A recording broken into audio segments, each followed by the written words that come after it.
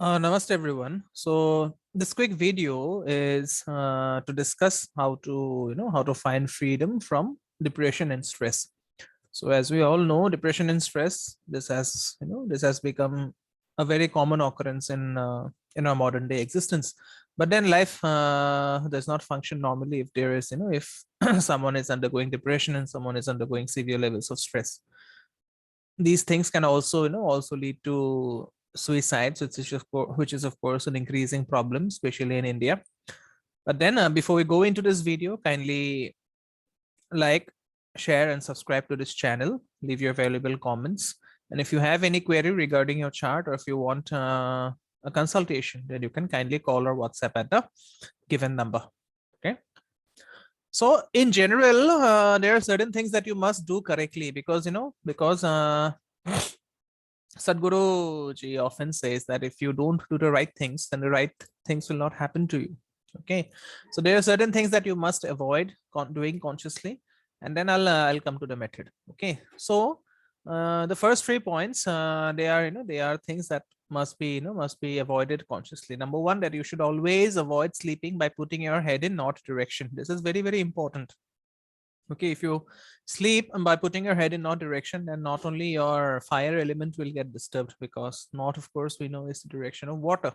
So your fire element gets disturbed, and it will not only cause problems in your in your marital life, it will also cause overall problems. Then you should avoid sleeping in beds with overhead beams.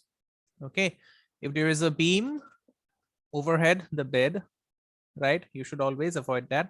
Shift your bed to a new place. You cannot of course replace the beam after the building has been made, but if if your bed has the overhead beam, then kindly shift the bed to a new position, because this is one indication, or this is one factor which leads to extreme levels of stress.